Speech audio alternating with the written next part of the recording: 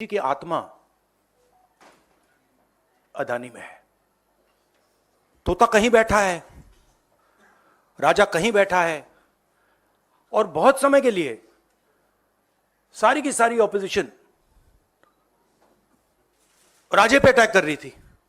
मगर असलियत यह है कि राजा राजा ही नहीं है, पावर किसी और के हाथ में है, अदानी जी के हाथ में है। जैसे ही हम अदानी जी को टच करते हैं, इंटेलिजेंस एजेंसीज, स्नूपिंग, सीबीआई, मैं पहले सोचता था number 1 prime minister, number 2 Adani, number 3 Amit Shah. पता नहीं आपने सुनी है या नहीं, एक पुरानी कहानी है। पहले टाइम, बहुत सालों पहले हिंदुस्तान में एक राजा हुआ करता था।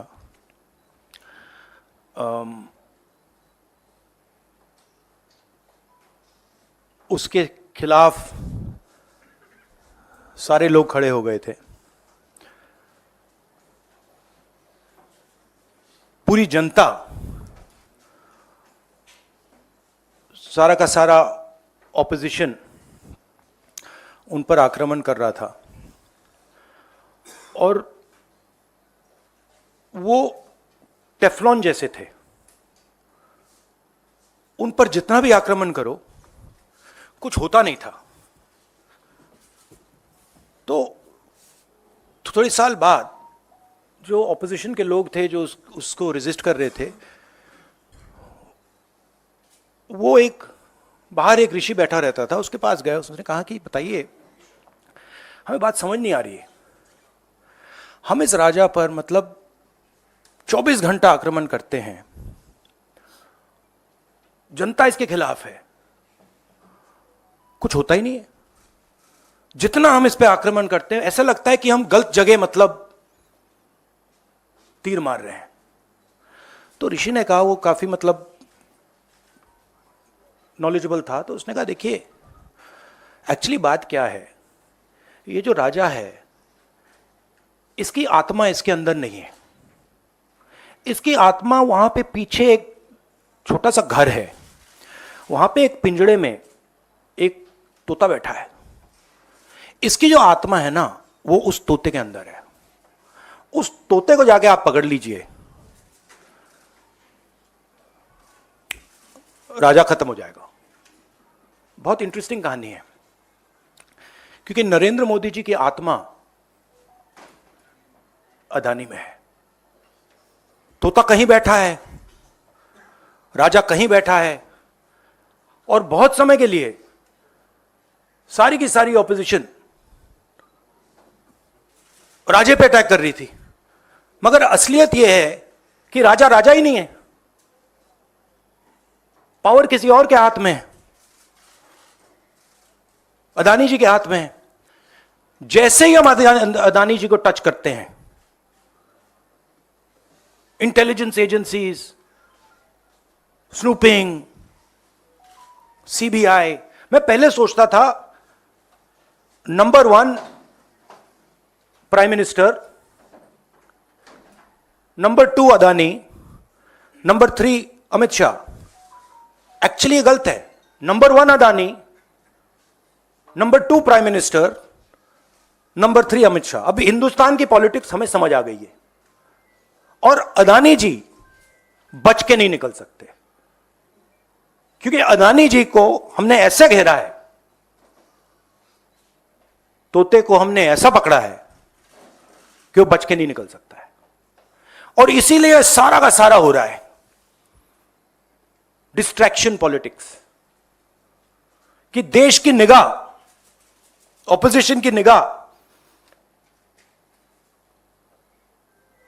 पिंजरे में बैठा हुआ तोते की ओर ना चले जाए। तो हमें काफी क्लैरिटी है। आप देखिए, पूरे ऑपोजिशन के खिलाफ यहां पे एप्पल का नोटिस आता है, मैंने इसको थोड़ा आपके लिए बड़ा करके दिखाया है,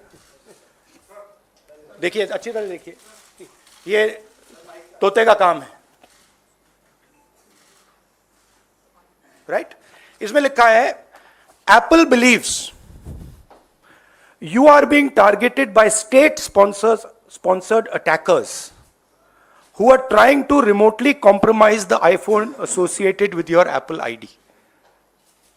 अब ये मेरे ऑफिस में सब लोगों को मिला है, वेणुगोपाल जी को मिला है, कांग्रेस पार्टी में लिस्ट बनी हुई है,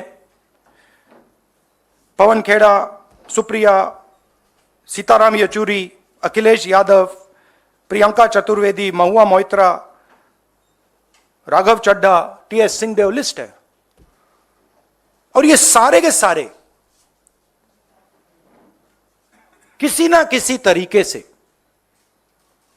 इस मामले में इन्वॉल्व है। और देश के युवाओं को मैं समझाना चाहता हूं, बताना चाहता हूं यहां हो क्या रहा है।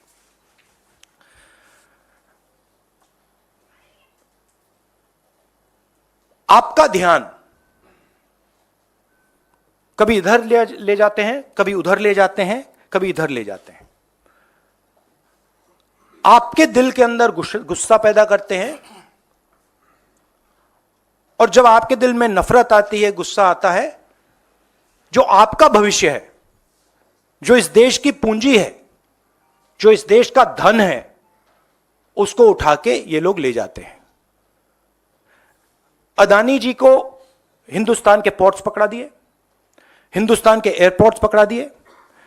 मुंबई एयरपोर्ट चाहिए था, सीबीआई ईडी का प्रयोग किया, मुंबई एयरपोर्ट दे दिया। एग्रीकल्चर में कानून बना दिए अदानी जी के लिए,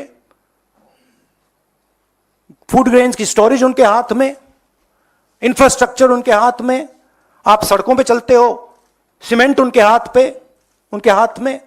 तो पूरा का पूरा देश ये 3-4 लोगों को पकड़ा रहे हैं। नुकसान किसका हो रहा है? हिंदुस्तान के युवा का हो रहा है। आपसे ये कहते हैं कि आप जाइए पढ़ाई कीजिए, आप जाइए आईएएस बनिए, आप जाइए इंजीनियर बनिए। आप में से 1% इंजीनियर बनेगा, 1% डॉक्टर बनेगा, 0.0000001% आईएएस बनेगा। तो ये आपको झूठे भविष्य का वायदा करते हैं, और जो आपका धन है आपके आंखों के सामने आपसे छीन के ले जा रहे हैं। यह हिंदुस्तान की आज सच्चाई है। कम लोग हैं जो इसके खिलाफ लड़ रहे हैं, मगर हम डरने वाले नहीं हैं, हम लड़ने वाले लोग हैं, हम पीछे नहीं हटेंगे। जितनी टैपिंग करनी है कर लो, कोई फर्क नहीं पड़ता, मुझे तो कोई फर्क नहीं पड़ता। अगर आपको मेरा फोन चाहिए मैं दे देता हूं, आपको उठा के ले लो। अब आपके कोई सवाल हो तो पूछिए। इंग्लिश। अच्छा, नहीं,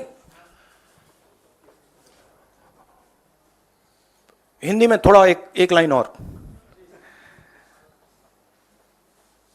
हिंदुस्तान की जो भविष्य है, उसके लिए सबसे जरूरी चीज न्याय है। अगर इस देश में, इस देश की जनता को, इस देश के युवाओं को न्याय ना मिले तो यह देश आगे नहीं बढ़ सकता है। और मैंने बहुत बार बोला है और मैं बोलता रहूंगा, और हम ये काम करके दिखा देंगे कि कास्ट सेंसस के बिना इस देश के युवाओं को न्याय नहीं मिल सकता। और ये पूरा का पूरा डिस्ट्रैक्शन जो हो रहा है, जब अदानी जी पैसा चोरी करते हैं, किससे चोरी करते हैं? देश की आम युवा से चोरी करते हैं, पिछड़ों से चोरी करते हैं, दलितों से चोरी करते हैं, आदिवासियों से चोरी करते हैं। जब अदानी जी कोयले में, ऑस्ट्रेलिया में जब नाव चलती है, यहां आती है, जब वो ओवर इनवॉइसिंग करते हैं, तो अदानी जी किसकी जेब से चोरी कर रहे हैं पैसा? जो आप बिजली खरीदते हो उसमें अदानी टैक्स है, ट्रेन में आप जाते हो उसमें अदानी टैक्स है, फ्रेट घूमता है उस पर अदानी टैक्स है। टैक्स किससे, कहां से आ रहा है? पिछड़ों की जेब से, दलितों की जेब से, आदिवासियों की जेब से, गरीब लोगों की जेब से, छोटे व्यापारियों की जेब से, और पूरा का पूरा ट्रांसफर इनकी जेब में हो रहा है। In English, brother. See, there's a beautiful story, old Indian story. There was a king, very nasty king, and he was attacking everybody, stealing from everybody. Everybody was disturbed. And his opposition would keep trying to fight him. Nothing would happen to the man. They'd keep attacking, keep attacking, keep attacking. They're very confused. Why is nothing happening to this man? What is going on? And this went on for a couple of years, and then after some time, there was this wise man who used to do dhyan outside.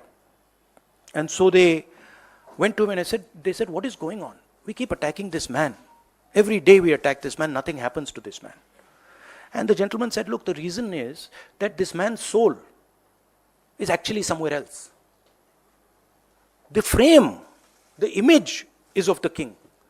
But jo iski atma hai, the soul is somewhere else. So they asked him, where is the soul? And he said, the soul is there. In a village in the corner, if you go, there's a little cage, and inside that cage there is a parrot. And if you go and you kill that parrot, the king will fall. Right? And that is exactly what is going on here.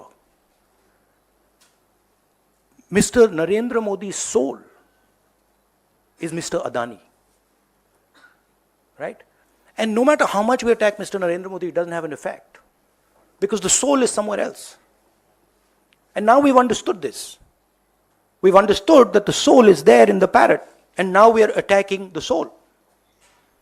And that is why all this is going on. That is why Apple is sending messages.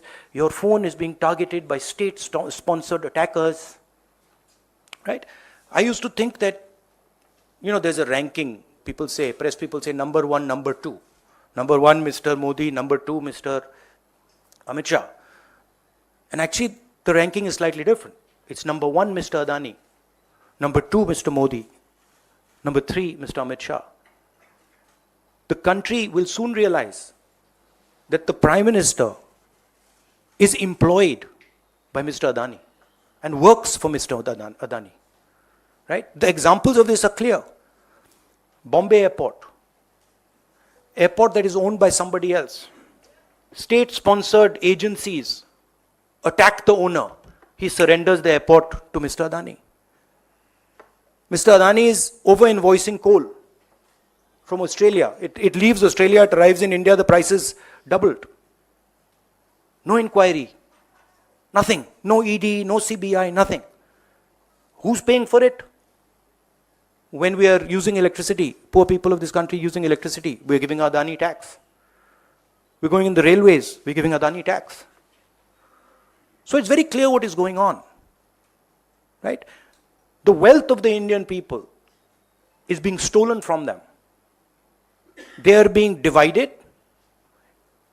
They are being made to hate each other. And while they are angry, they are disturbed, they are upset, Mr. Adani is basically taking over everything in this country. He owns most of the channels that are, whose cameras these? Most of these cameras, I don't know which ones, but half of them at least are owned by Mr. Adani. So, hello. Hello, Mr. Adani. I know you don't like this. I know you don't like this type of activity, but I must tell you that you are creating a huge amount of anger against yourself in this country. The common masses of this country are getting to understand what is going on. And it's my duty as a politician, as an opposition politician, to tell the truth about what is happening in India.